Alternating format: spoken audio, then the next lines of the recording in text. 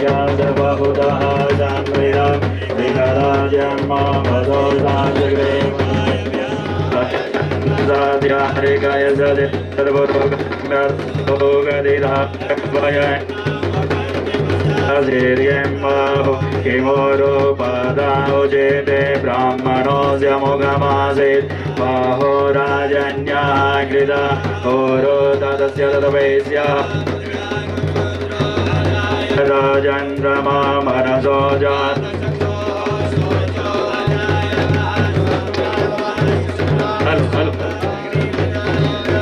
Jade lagyame jalagyan mahoratrer parse nakshatrani rovamasino yadamai nannigana mamaigan sarvalokamaigan hari om Pavitra pavitro va sarva vasangado viva yasmared pundari kakshapunatu चावल पुष्प लेकर के श्रीमद् भागवत पुराण का ध्यान करेंगे, उनका पूजन करेंगे। ओम पुष्पाशनं समर्पयामि ओम पादयोरवाद्यं हस्तयोरर्घ्यं मुखे आस्मनीयं सर्वांगे स्नानीयं जलं समर्पयामि सर्वोपचारार्थे नैवेद्यम् ओम नाभ्यासीदन्तरिक्षगं शेषनार्योः क्षमवृददा पद्भ्यां भूमृदिशः श्री पुराण पुरुषोत्तमाय नमः समर्पयामि नमस्करोमि।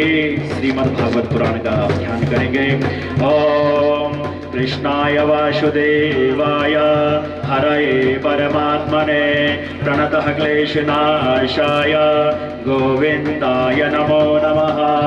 ओम यं प्रब्रजन्तमनुपेतमपेतिमेत तं सर्वभूतद्वयं मुनिरान्नमानतोऽस्मि। श्री पुराण पुरुषोत्तमाय नमः श्री राधा कृष्णाय नमः। मंत्रपुष्पाञ्जलिं समर्पयामि अनया पूजां मृत्यार्ध्यहं प्रणतपाल भवाब्धिबोधं वन्दे महापुरुषते चरणारविन्दम्। ओम गुरुर्ब्रह्मा गुरुर्विष्णु गुरुर्देवो महेश्वरा गुरुर्साक्षात् परं ब्रह्म तस्मै श्री गुरवे नमः। श्री व्यासदेवाय नमः श्री गुरुदेवाय नमः। सर्वोपचारार्थे गन्धाक्षतपुष्पाणि समर्पयामि। माल्यार्पण करेंगे, माल्यार्पण करेंगे। ओम माल्यादीनि सुगन्धीनि मालत्यादीनि मे प्रभो मया हृतानि पुष्पाणि पूजार्थं प्रतिगृह्यतां। पुष्पं पुष्पमालिकां समर्पयामि धूपदीपनैवेद्यम्। ओम यततं यत्परादानं यद्वोटं च दक्षिणाः तदग्निर्वै स्वकर्मणः स्वदेवे गुणो ददता।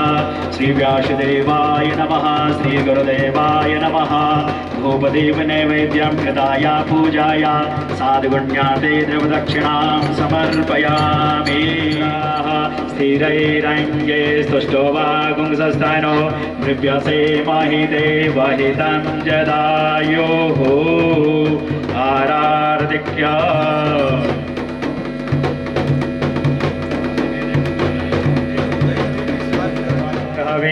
प्रजानां मे अस्तु दशवीरगुं सर्वगणगुं गुदये आत्मदानि प्रजादानि वसुदानि लोकधन्यभयदानि अग्निश्च मोगा दग्निरजायत आरार्धे पार्थिवै। जय जय जय जय श्री राधेश्वर।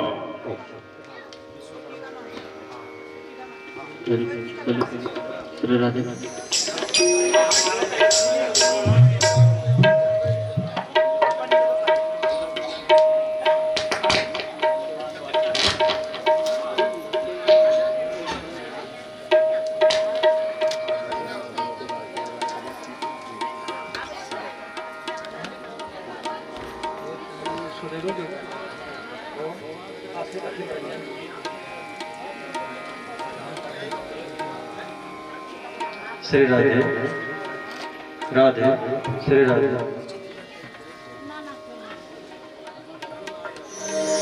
श्रीमते रामानुजाय नमः। श्री राधा कृष्ण चरण कमलेभ्यो नमः। श्री सरस्वती देव्यै नमः। श्री विघ्न विनाशदक्षाय नमः। श्री दीनहाली देव्यै नमः। सच्चिदानन्दरूपाय विश्वोत्पत्त्यादिहेतवे तापत्रय विनाशाय श्रीकृष्णाय वयं नमः। यं प्रव्रजन्तमनुपेतमपेतकृत्यं द्वयपायनो विरहकातराजुहाव। पुत्रेति तन्मयतया सर्वोऽभिनिन्दु तं सर्वभूतहृदयं पिबत भागवतं रसमालयम्।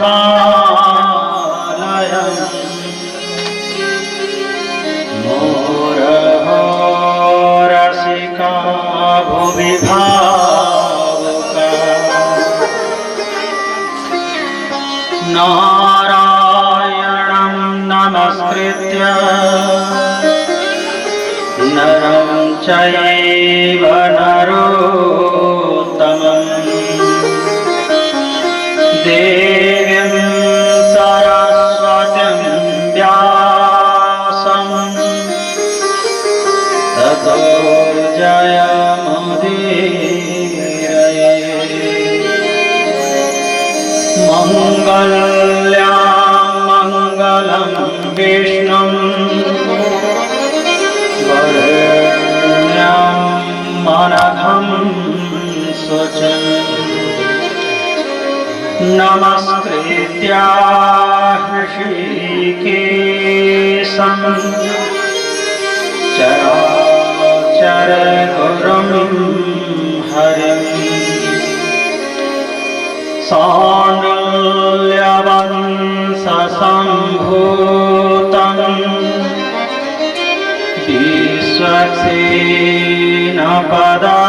विश्वक्सेनपदाश्रितं हरिनारायणं वन्दे ज्ञानभारती सुधानिधिम्।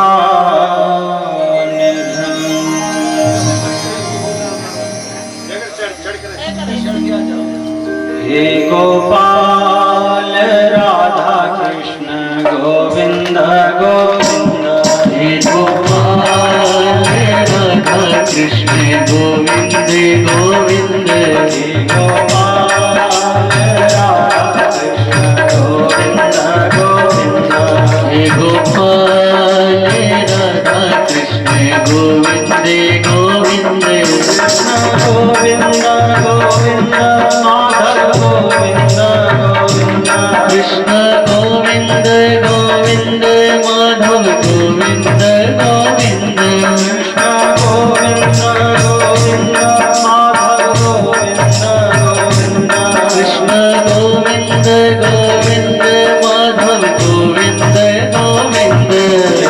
गोपाल राधा कृष्ण गोविंद गोविंद। हे गोपाल राधा कृष्ण गोविंद गोविंद। गोपाल राधा कृष्ण गोविंद गोविंद। हे गोपाल राधा कृष्ण गोविंद गोविंद। गोपाल नारायण राधे गोविंद नारायण राधे गोपाल नारायण राधे गोपाल नारायण हे गोपाल राधा कृष्ण गोविंद गोविंद हे गोपाल राधा कृष्ण गोविंद गोविंद हे गोपाल राधा कृष्ण गोविंद गोविंद हे गोपाल राधा कृष्ण गोविंद गोविंद कृष्ण गोविंद गोविंद माधव गोविंद गोविंद कृष्ण गोविंद गोविंद माधव गोविंद गोविंद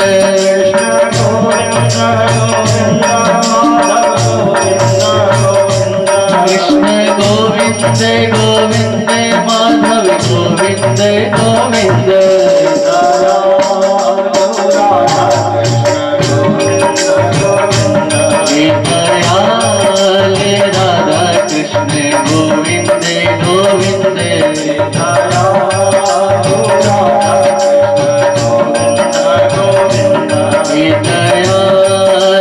राधा कृष्ण गोविंद गोविंद कृष्ण गोविंद गोविंद माधव गोविंद गोविंद कृष्ण गोविंद गोविंद माधव गोविंद गोविंद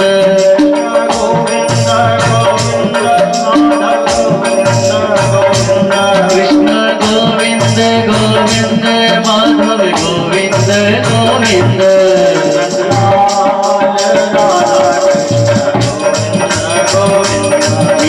नंदलाल राधा कृष्ण गोविंद गोविंद गोपाल राधा कृष्ण गोविंद गोविंद हे गोपाल राधा कृष्ण गोविंद गोविंद गोपाल राधा कृष्ण गोविंद गोविंद हे गोपाल राधा कृष्ण गोविंद गोविंद कृष्ण गोविंद गोविंद माधव गोविंद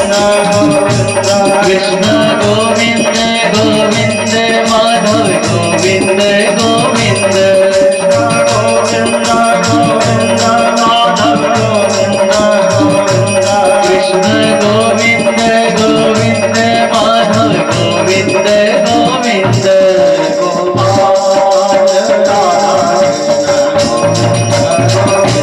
हे गोपाल राधा कृष्ण गोविंद गोविंद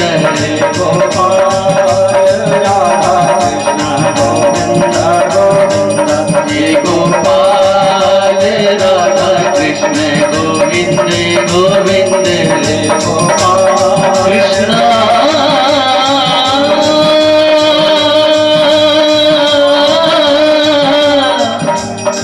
हरे कृष्ण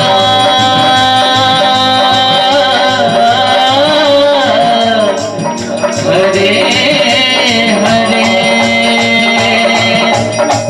हरे कृष्ण हरे हरे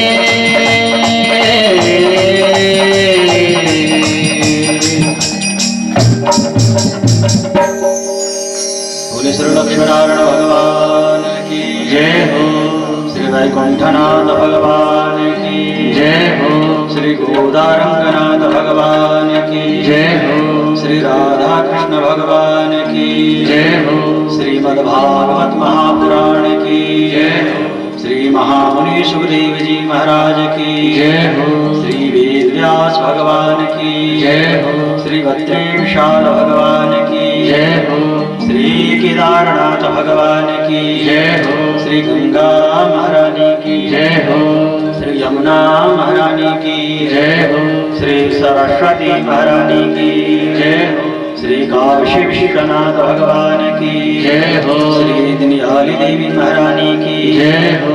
श्री नर्मदेश्वर महादेव की जय हो। श्री नागराजा जी महाराज की जय हो। अवाहित पूजित सभी देवी देवताओं की जय हो। श्री पवनपुत्र हनुमान जी महाराज की जय हो। पावन पर्वत दनियाली की जय हो। सॉरी थोड़ा बंद कर दे दो यहाँ से, ठीक है। अनंत ब्रह्मांड नियंता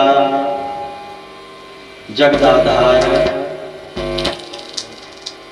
अकारण करुणा वरुणालय असरण शरण अनुसूयुत सर्वज्ञ सर्वशक्तिमान भगवान वेदव्यंग श्री कृष्ण सर्वत्र व्याप्त हैं और उन्हें भगवान वेदव्यंग श्री कृष्ण की कृपा कटाक्ष से जो उनकी वांगमयी मूर्ति है शब्द ब्रह्म श्रीमद्भागवत महापुराण की सुपावन कथा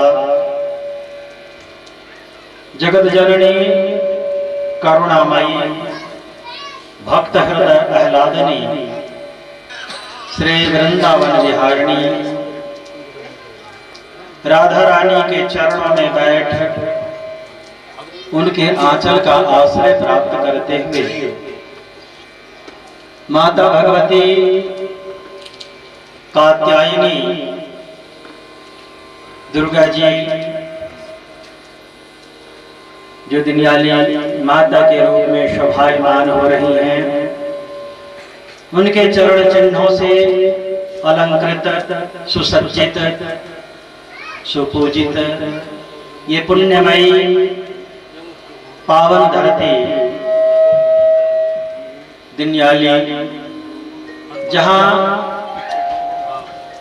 भगवान बद्री विशाल भगवान केदारनाथ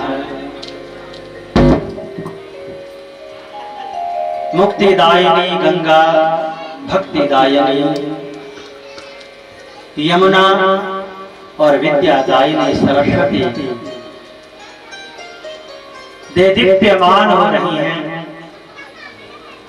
जिनके पावन पवित्र जल त्रिताप को नष्ट करने में समर्थवान है। ऐसे गंगा यमुना सरस्वती अलकनंदा मंदाकिनी की उद्गम स्थल ये उत्तराखंड देवभूमि, ऐसे पुण्य प्रदेश, ऐसे पुण्यमयी धरती,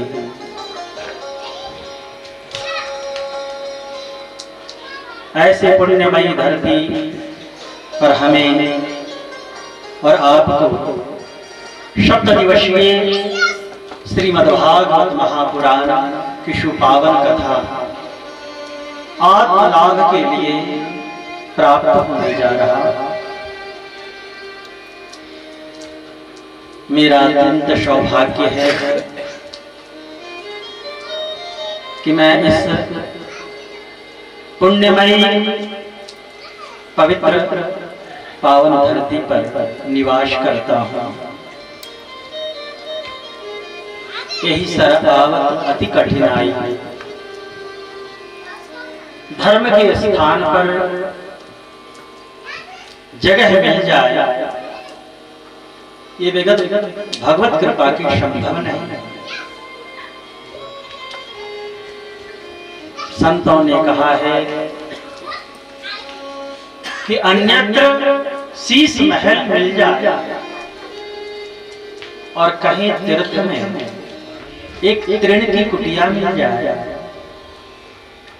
तो शीश महल से कहीं श्रेष्ठ वो फूस की झोपड़ी है। अगर वो तीर्थ में है, अगर वो गंगा किनारे है, अगर वो यमुना किनारे है। आप लोग निस्संदेह पुण्यात्मा हैं जो उत्तराखंड के पावन धरती पर जन्म ले रखे हैं हमने, पर मेरे कर्म उत्तराखंड की धरती पर जरूर है। आपके दोनों पंख हैं, जन्म भी है और कर्म भी है। हमारे सिर्फ एक पंख है कि मुझे कर्म करने का सौभाग्य तो मिला इस धरती पर, देवमयी धरती पर जन्म का सौभाग्य नहीं मिला। मैं मानता हूं कि हमसे अधिक पुण्यवान आप हैं, क्योंकि आपके दोनों पंख हैं। मैं उस पक्षी की तरह हूं जिसके एक पंख है, एक नहीं है, और उड़ने के लिए दोनों पंख चाहिए।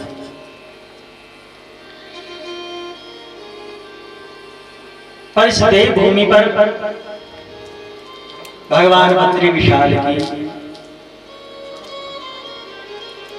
निसंदेह भूरी भूरी कृपा है हम पर कि मुझे भगवत कार्य में लगाए भगवान, और विशेष रूप से माता भगवती निन्याली देवी, जिसका अपनत्व, जिसकी करुणा मैं शब्दों में व्यक्त नहीं कर सकता।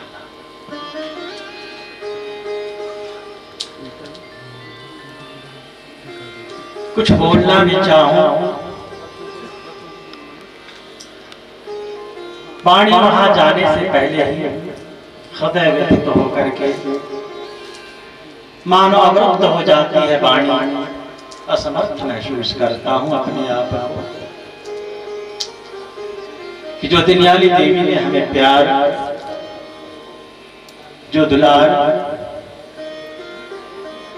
दी,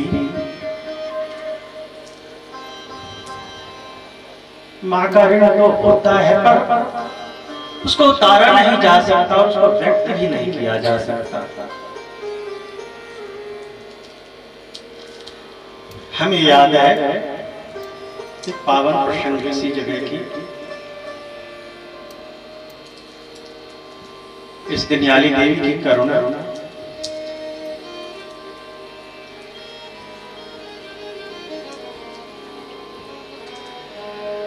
जब मैं पहली बार यहाँ आया,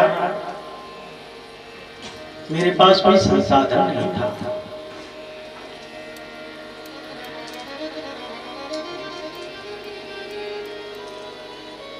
न यहाँ कोई व्यवस्था थी,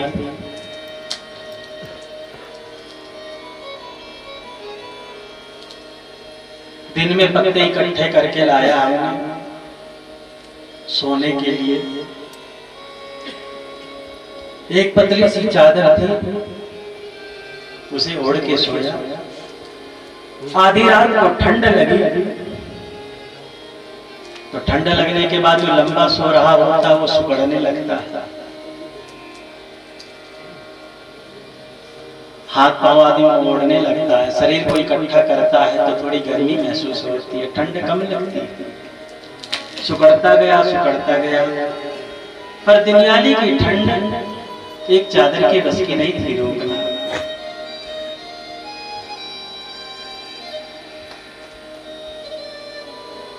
नींद खुल गई तो सोचा बैठ जाता हूं। बैठने पर ठंड कम लगती है, अनुभव सब कोई किए।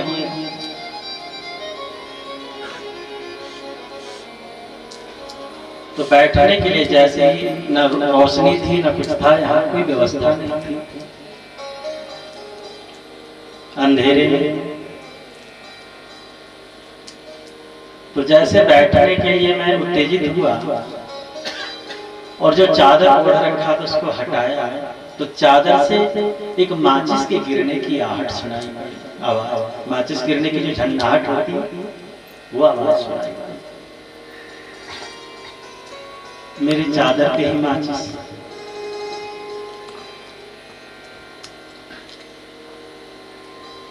और जैसे ही हाथ आगे बढ़ाया तो हाथ में वो माचिस आ गई। बारिश भी हो रही थी, जंगल की सारी लकड़ियां गीली थी। और जैसे हमने उस माचिस को जलाया तो हमने कमरे में देखा कि एक गट्ठा सूखी लकड़ी भी रखी है।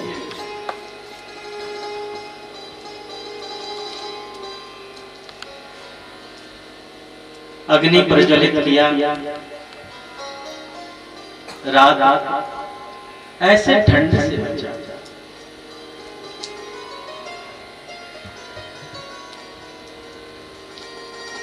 न जाने भैया कहां से सूखी लकड़ी लाई, माचिस लाई कि मेरे बच्चे को ठंड लग रही है।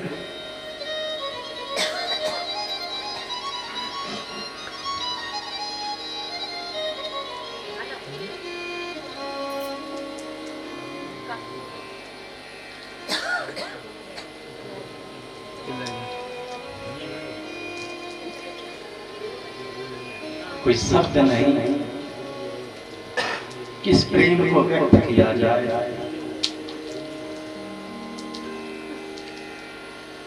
करूं मैं सदा तिनके रखवाली, जिमी बालक राखी महतारी। अहम भक्त पराधीनो ये स्वतंत्र इव द्विज, साधु वीर ग्रस्त हृदयो धर्म, भक्तिर भक्त जनप्रिय। भगवान कहते हैं जो जैसे मुझे भजता है वैसे मैं भी उसको भजता हूं। ताम तथैव भजामि।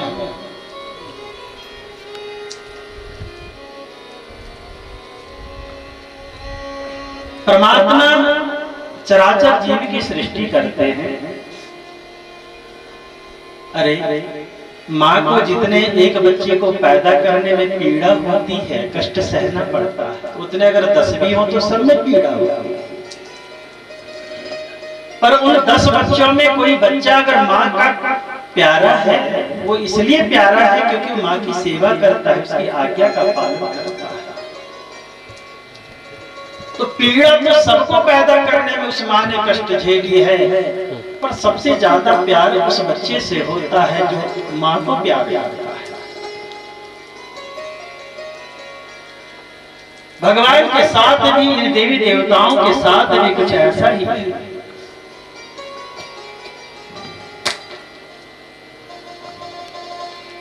जो जिस भावना से, जिस भाव से प्यार करता है, प्रेम करता है, उसको उसी रूप में उससे बढ़कर के भगवान उसे अपना प्यार देते हैं। प्रेम का ऋण बड़ा कठिन होता है उसको उतारना।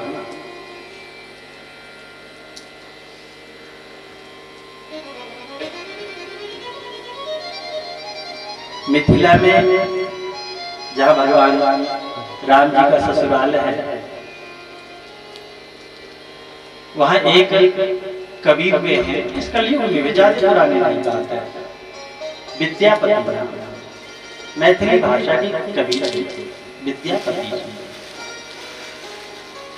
हिंदी में उनकी रचनाएं नहीं है, संस्कृत में नहीं है, मैथिली भाषा में।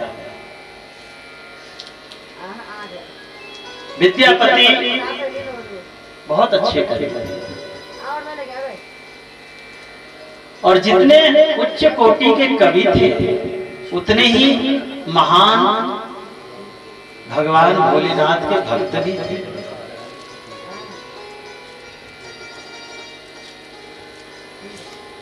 उनके जीवन का संकल्प था कि वो सिर्फ गंगा जल पीते थे और कोई पानी कभी नहीं पीते, चाहे 2-2 दिन प्यासे रहना पड़ जाए पर गंगा जल ही पीते थे। संकल्प था। विद्यापति कहीं इधर उधर जाते तो हाथ में एक डब्बा पानी का ले जाते, गंगा जल, क्योंकि और कोई जल पीते थे।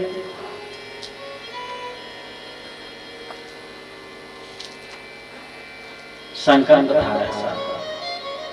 भोलेनाथ के अभिषेक करते भक्ति भोलेनाथ।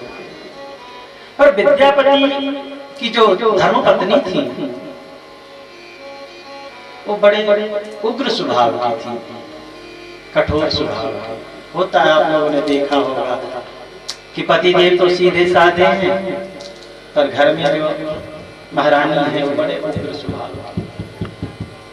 लोग जन्म पत्री मिलाते हैं फिर भी मिलता कहाँ। वो कभी कभी पत्नी बेचारी सीधी सादी भोली भाली धर्म स्वभाव वाली, पतिदेव बिल्कुल आवारा किस्म। मानव उपाय तो करता है, ज्योतिष के द्वारा जो भी है वो संसाधन करता है विवाह से पहले, पर फिर भी ऊपर वाले की इच्छा कुछ और होती है। तो विद्यापति अपने आप तो बहुत बड़े भक्त, पर पत्नी बड़े उग्र स्वभाव की, दिन भर धन करती रहती, गुस्से में। विद्यापति जी की कोई संतान नहीं थी, कोई बच्चा नहीं। विद्यापति जब थोड़े बूढ़े हो गए तो अब घर में जो महारानी है उनसे भी समय से भोजन नहीं बना पाती थी, कोई ना कोई दिक्कत होता है। बुढ़ापे पे शरीर एक जैसा तो रहता है, कभी भोजन बने कभी ना बने, कभी कभी 2-2 दिन बीमार पड़ जाए घर की महारानी विद्यापति जी की पत्नी, तो विद्यापति जी अपने आप चूल्हा फूके। अब उस जमाने गैस तो थी नहीं, और जिसको आदत नहीं चूल्हा फूकने की उनकी आंखें लाल लाल हो जाती।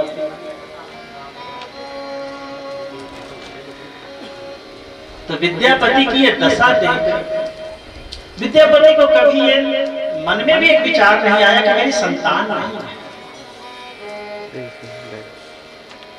पर भगवान भोलेनाथ को इसकी चिंता है। तो भोलेनाथ सोचने लगे कि पूरी जिंदगी तो इसने मेरे पीछे समाप्त कर दिया, अब बुढ़ापा आ गई, अब ये लाचार होता जा रहा, समय से भोजन नहीं मिलता।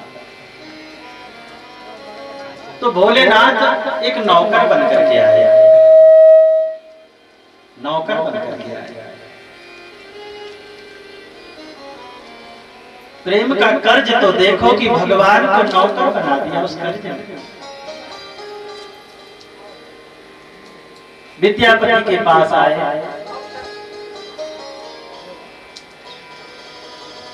महाराज हमको नौकरी पे रखा। विद्यापति जी बोले, भाई क्या नाम है तेरा? भोला। साक्षात भोलेनाथ ही थे तो भोलेपन का तो वर्णन कोई कर ही नहीं सकता। नाम क्या है? उघना। उघना कहाँ? माँ बाप है तेरे? कब पता नहीं। भोलेनाथ तो सही बोल रहे, माँ बाप का पता नहीं। अच्छा, अनाथ बच्चा है, क्या काम कर लेगा? बाबूजी जो कहोगे सब कर लेंगे। पैसा कितना लेगा? का कोई पैसा नहीं, बस प्यार से रोटी दे देना, पेट भर खाना मिलेगा, और है अपना कौन कोई नहीं है, किसके लिए पैसा कमाना? बाबूजी रख गए। अब भगवान नौकर बन के आए हैं तो भक्त तो भगवान को पहचान नहीं पाया, पर हृदय तो कह रहा था कि कोई अपना सगा है जिससे जन्म जन्म का रिश्ता है। एक सहज में प्रेम सा हुआ उस बच्चे से। विद्यापति अपने घर की स्थिति जानते थे, बोले देख हमें रखने में तो कोई दिक्कत नहीं है, पर महारानी को समझ में आ जाए तो अगर वो हाँ बोल देती हैं तो ठीक है, ठीक है। लिवा लाए उसे अपने घर, आवाज लगाई पत्नी को, सुनती हो? देखो कोई आ रखा है, एक बच्चा आ रखा है, एक बालक है। कह रहे नौकरी पे रख लो, ना ना किसी को नहीं रखना, बोला भगा का पूरी बात तो सुन लो पहले। क्या सुनना? ये कुछ लेगा नहीं, पैसा नहीं मांगेगा, हैं मुफ्त की नौकरी करेगा। तो क्यों भगाना, तब तो रख लो।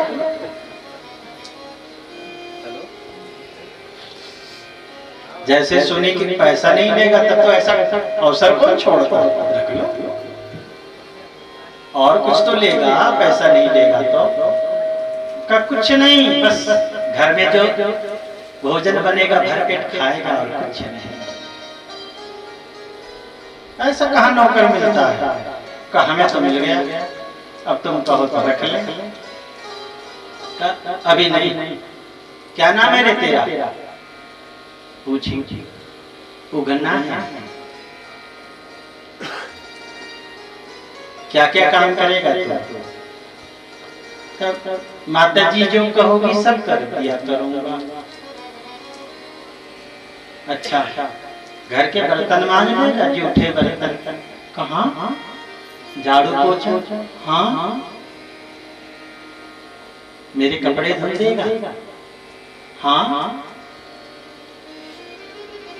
कभी तेरे मालिक की तबीयत खराब होगी तो पांव दबाएगा, सेवा करेगा? जी वो तो नहीं भी खराब हो तबीयत तो पर भी रोज सेवा किया करूंगा। माता जी आप होगी तो आपके भी चरण दबा दिया कर, पर आप मना मत करो, अब जो चाहो सो हमसे करा लेना, पर रख लो अपने घर में। ठीक है, पर एक बात है, जिस दिन काम में तूने बेईमानी करी उसी दिन तेरा कान पकड़ के मैं बाहर करूंगी। हाँ का जी स्वीकार है। भगवान भोलेनाथ नौकर बनकर के विद्यापति के घर रहने लगे। अब भोलेनाथ तो भोलेनाथ ठहरे, भगवान के कर्म सब दिव्य हैं, जन्म कर्म च में दिव्यम, उनके सारे कर्म दिव्य होते हैं। तो भोजन बनाए तो उसमें दिव्यता, कपड़े साफ करे तो उसमें विचित्र खुशबू फैलती, शरीर पर हाथ रखे तो 20 साल पुराना भी दर्द हो तो निपट जाए। भला ऐसा नौकर को कौन छोड़ेगा? अपने बच्चे जैसे विद्यापति इसका आदर करते, प्यार करते। संतान कोई थी नहीं, भोलेनाथ को थोड़ा प्यार भी विद्यापति का शुरू से मिल रहा था, माता जी का भी प्यार मिलने लगा।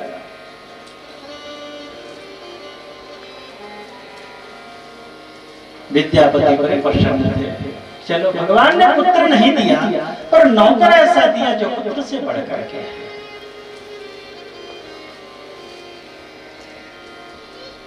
अब जहां भी जाते विद्यापति जी एक पल भी उस नौकर के बिना रह नहीं पाते, क्योंकि मुख में ओम नमः शिवाय और ओम नमः शिवाय साथ नहीं है, तो उसके बिना रह कैसे सकते थे? आंखें खुले तो मुंह से पहले उगना कहाँ है? उगना खड़ा, जी मालिक अरे तुझे नहीं देखता तो लगता है दुनिया वीरानी है। चलो तुम्हारा भी कोई माँ बाप नहीं था, हमें भी कोई बच्चा नहीं, दोनों की मनोकामना पूर्ण हो गई। विद्यापति जी को कहीं रिश्तेदारी में जाना था तो बोले उगना हो सकता है 2 दिन 3 दिन ना आवे, तो एक बड़े डब्बे में गंगा जल भर, वहां पीने को मिलेगा नहीं, मैं गंगा जल ही पीता हूँ। जी मालिक भगवान भोलेनाथ भर लिए, चले 2 दिन की जगह पे 3 दिन रहने की स्थिति आ गई। विद्यापति जी सोचे पानी गंगा जल खत्म हो रहा, वापस चलते हैं। वापस लौट रहे थे तो बड़ी प्यास लग गई रास्ते में। विद्यापति का मुंह सूखने लगा, पानी खत्म हो चुका था, गंगा जल था। तो विद्यापति बोले उगना हमने कम से कम 40 बरस तो गंगा जल पिया है। वो आज लगता है कि मेरा व्रत टूट जाएगा। ऐसा क्यों? गंगा जल तो है नहीं, प्यास बहुत लगी है, मुंह सूख रहा। एक काम कहते हैं, प्राण की रक्षा करना मानव का प्रथम धर्म होता है। प्राण संकट में हो अगर तो नियम व्रत वैसे भी टूट जाता है। तो इस प्राण की रक्षा करने के लिए आज मैं इस व्रत को तोड़ देता हूं, कहीं से पानी ले। अरे जिंदा रहूंगा तो फिर उसी नियम का पालन करूंगा, और मर जाऊंगा प्यासा तो फिर व्रत अपने जगह और ये शरीर अपने जगह रखा रह जाएगा।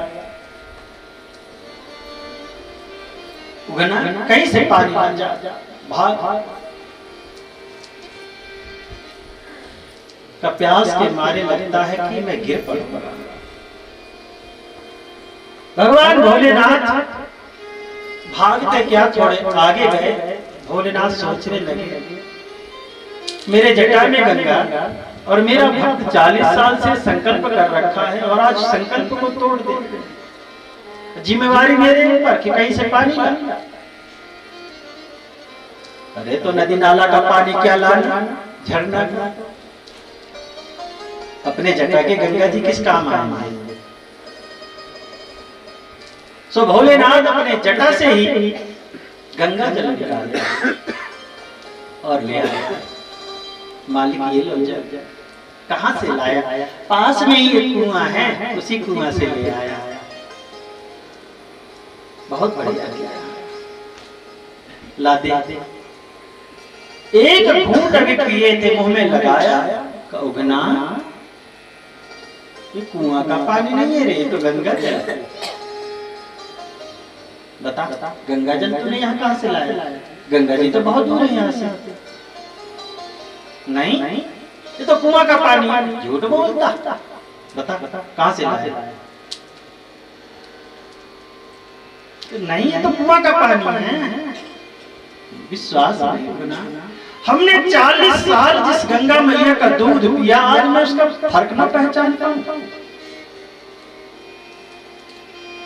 कोई नहीं सकता। ये गंगा जल है, और गंगा जल भी वो गंगा जल नहीं है। हमें लग रहा है कि ये गौमुख का है। बिल्कुल, जहाँ कुछ थोड़ी भी मिलावट ना, शुद्ध में भी परम शुद्ध, विशुद्ध। कहां से लाया तूने? हाथ पकड़ लिया विद्यापति ने भोलेनाथ का। बोल झूठ क्यों बोल रहा? जब भक्त ने हाथ पकड़ लिया और मजबूर कर दिया कि झूठ मत बोल, सच बोल, कहां से लाया? हाथ पकड़े ही रहे विद्यापति जी। भगवान भोलेनाथ भोलेनाथ बन गए। अपने यथार्थ स्वरूप में प्रकट हो गए भोलेनाथ।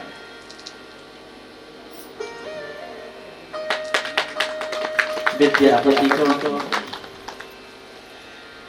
अब देख करके बड़ा पीड़ा सा हो रहा था। भगवान आप कहां? क्यों? नौकर बनकर के आप रह रहे थे इतने दिनों से। मेरे जूठे बर्तन मांजते रहे, पांव दबाते रहे, कपड़े धुलते रहे, न जाने झाड़ू पोछा क्या क्या नहीं किया। कभी ताजी रोटी न मिले तो बासी रोटी दे देते थे खाने को। ये सब आपने क्यों किया? भोलेनाथ बोले कि विद्यापति, तेरे भक्ति के कर्ज से मैं दब गया था। इस कलयुग की बात है, बहुत पुरानी बात है। इसी कलयुग की बात। भोलेनाथ कह रहे तुम्हारी भक्ति के बोझ से मैं दब गया। जब समाधि लगाता था तो समाधि में जा नहीं पाता था। समाधि में तुम नजर आते थे, और मेरा हृदय कहता था कि जब तक विद्यापति का कर्ज न चुकाओगे तब तक ये समाधि में जा ना पाओगे। जो कर्ज चुकाने के लिए अब आप रो नहीं,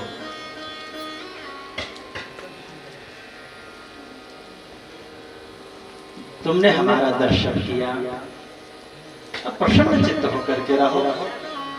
विद्यापति जी बोले ना, भगवान आज तक आपने मेरे जूठे बर्तन मांजे सेवा किया, अब फिर से हमें भोलेनाथ नहीं चाहिए, हमें तो अपना वही नौकर उगना चाहिए। अब मुझे उस जटा वाले हाथ में त्रिशूल वाले डमरू वाले शिव से हमारा प्रेम नहीं रहा, मैं उनको पहचानता भी नहीं। हम तो उस भोलेनाथ के दीवाने हो गए जो उगना बन करके आया। हम भोलेनाथ के भक्त नहीं, हम उगना के भक्त हो गए। तो आप फिर से उगना बन जाओ नौकर, अब हम आपकी सेवा करें। भोलेनाथ बोले संभव नहीं, असंभव। विद्यापति जी ने कहा कि असंभव को संभव करना ही तो भगवान का काम है। कर्तम अकर्तम अन्यथा कर्तम समर्थ स ईश्वर। ईश्वर का मतलब ही यही होता है, नित्य ज्ञान आश्रितम ईश्वर से लक्षण। हे प्रभु, आप ज्ञान चक्षु से देखो, अगर आप चले जाओगे हमें छोड़ के तो मैं जी पाऊंगा? आपको उगना बनना पड़ेगा। भोलेनाथ बोले एक शर्त है। क्या? ये बात किसी से बताना नहीं कि मैं आशुतोष अवगढ़दानी, इस राज को राज ही रखोगे छुपाकर, जब तक अपने हृदय में रखोगे तब तक हम तुम्हारे साथ रहेंगे, और जिस दिन इस राज को खोल दोगे किसी के सामने, उसी दिन हम तुम्हें छोड़ जाएंगे। तुम हमें पहचानते हो, हम तो पहले से पहचानते थे। भक्त भगवान के बीच में कोई तीसरा नहीं आना चाहिए। विद्यापति जी बोले स्वीकार है भगवान जी, ये राज को राज ही रखेंगे। भगवान बोले कि अब चलो घर तक पता लगे। विद्यापति जी भोलेनाथ के साथ घर आया। अब विद्यापति की जो पत्नी थी जैसे व्यवहार करती थी वैसे ही करना था, स्वाभाविक था। बोले रहोगे ना? खाने को तो पहलवान है, रोटी जब कुचलने लगता है दांत से, तो जैसे हाथी कुचलते घास को वैसे तो कुचलता है रोटी को। खा खा के मोटा हो गया। 3 दिन घूम के आया, देख इतने सारे कपड़े रखे, बर्तन मांजने के रखे, चल चल लग जा काम पे। भोलेनाथ बोले जी जी माता जी अभी, हाँ जा। भोलेनाथ गए, जैसे जूठे बर्तन को हाथ लगाया, विद्यापति दौड़ के आए। भगवान अब अब बगल में बैठे रहो, मैं बर्तन मांजता हूँ। वो बुढ़िया थोड़े ना देख रही, वो जाने की आप ठीक है मांज। भोलेनाथ बगल में बैठे रहे, बर्तन मांजे विद्यापति।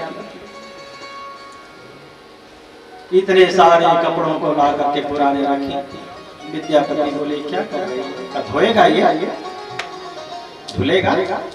अरे रहन नहीं, ये बेचारा इसकी तबीयत ठीक नहीं है, तो मैं धुल देता हूँ। चलो चलो आपसे मैं कपड़े धुलवाती हूँ। 2-4 दिन बुढ़िया तो झेली।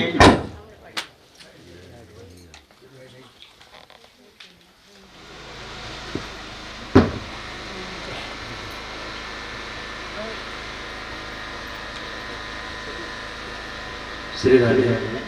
कहीं से लगता नहीं कि बीमार है, पहले से ज्यादा खाता है।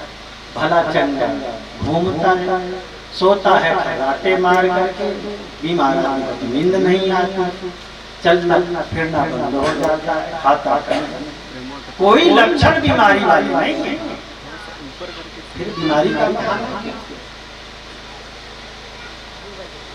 बोली उगना तो काम चोर हो गया जी, नहीं मैं तो सब करने को तैयार हूँ,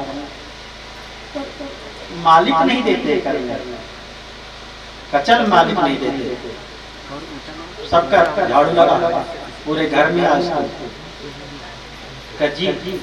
भोलेनाथ जैसे ही उठाए वैसे ही विद्यापति आ गया, ये क्या कर रही है? मैं करूंगा ना, इशारा किया भगवान आपको रहे।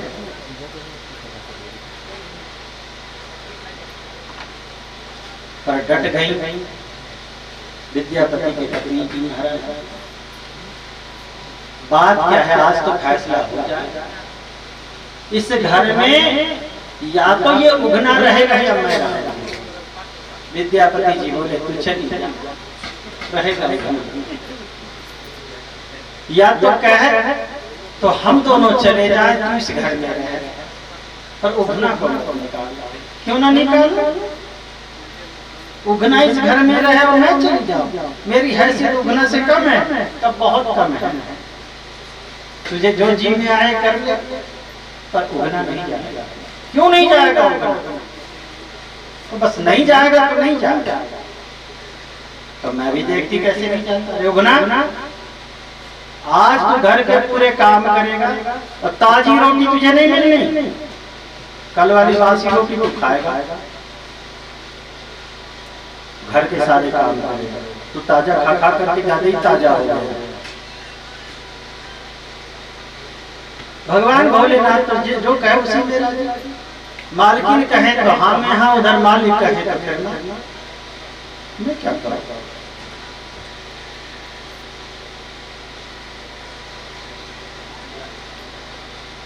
गुस्से में आ गए, आज ये घर का सारा काम करेगा। भगवान बोले जैसी आ तैयार। विद्यापति झट से हाथ से छीन लिए झाड़ू, ना क्यों नहीं? का बस नहीं तो नहीं, ये कोई काम नहीं करेगा, बस बैठ कर खाएगा, 10 बार खाए 20 बार खाए, खाता रहेगा, पर करेगा कुछ नहीं। का कैसे नहीं करेगा? तब ये रहेगा ही नहीं। देवगुना भाग गया, चल घर से निकल।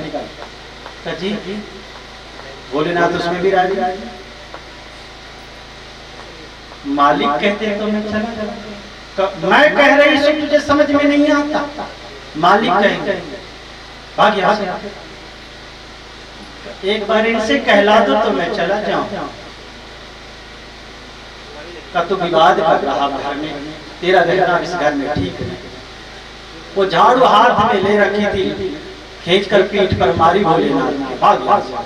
तो अब रह गए इस घर में, चाहे मैं जैसे भी रहती थी, कभी इन्होंने हमें डांटा नहीं, तेरे कारण ही मुझे डांट रहे हैं। भाग गया। एक झाड़ू मारी थी भोलेनाथ को, विद्यापति हाथ पकड़े रे पापनी राक्षसनी, पता ही साक्षात भगवान भोलेनाथ है। भगवान को झाड़ू से कह के चरणों में धम से गिर पड़े भोलेनाथ के प्रभाव पर। राज तो खोल बैठे, शर्त यही था जिस दिन इस भेद को खोलोगे उसी दिन हम छोड़ जाएंगे। विद्यापति वहीं तड़पते रह गए, भगवान अंतर्धान हो गए। विद्यापति जी बिलखते रह गए, अंतिम सांस तक जल अन्न जल सब त्याग दिए। बस एक बार उगना को, एक बार उगना से मिला, मैं उगना के बिना जी नहीं सकता। उगना से कते गए रे उगना, कते गए रे, कहाँ गया मेरा उगना? जो ओम नमः शिवाय जपने वाले थे, उगना उगना करते करते प्राण मर गए। विद्यापति जी भगवान भोलेनाथ के विरह तो प्रेम ऐसा होता है जहाँ भगवान भी बन जाता है। भगवान की फिर औकात कहाँ है। यशोदा मैया प्रेम से तो बांधती रस्सियों, गुस्से से बांधती रही, बांध ना सकती। कृपया शीत स्वबंधने, भगवान जब देखे कि प्रेम है मैया के हृदय में तो स्वबंधने भगवान स्वेच्छा से बंध जाते हैं।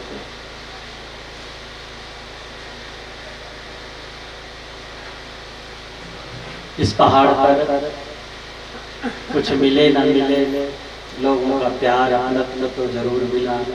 इस दिनयाली देवी का अपनत्व और प्यार आज भी है, आगे भी रहेगा, इसमें कोई शक नहीं है। बोले कृष्णचंद्र भगवान की।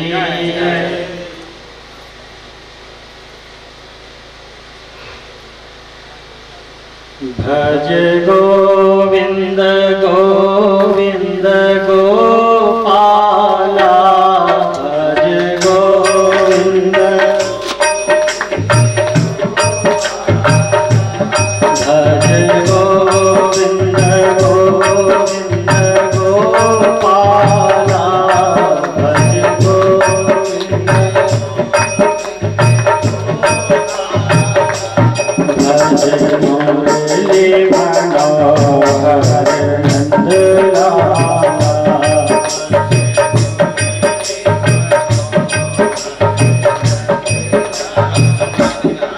भज मुरली मनोहर नंदलाला, भज मुरली मनोहर नंदलाला, गोविंद गोविंद गोपाला, भज गोविंद गोविंद गोपाला, भज गोविंद गोविंद गोपाला, भज गोविंद गोविंद गोपाला, भज मुरली मनोहर नंदलाला, भज मुरली मनोहर नंदलाला, भज मुरली मनोहर नंदलाला,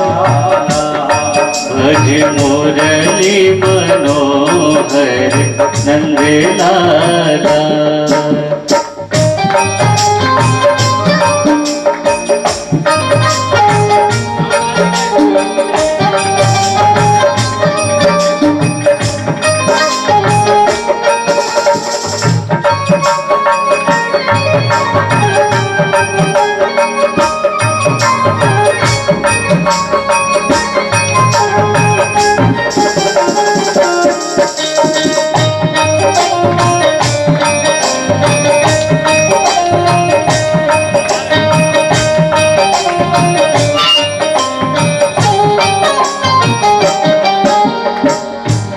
तेरी मुरली ने कैसा जादू डाला, तेरी मुरली ने कैसा जादू डाला, तेरी मुरली ने कैसा जादू डाला, तेरी मुरली ने कैसा जादू डाला, पागल हुई ब्रजभाला, तो देखो पागल हुई है ब्रजबाला, देखो पागल हुई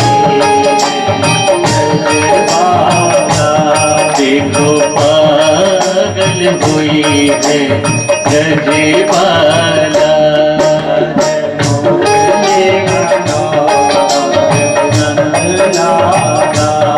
भज मुरली मनोहर नंदलाला,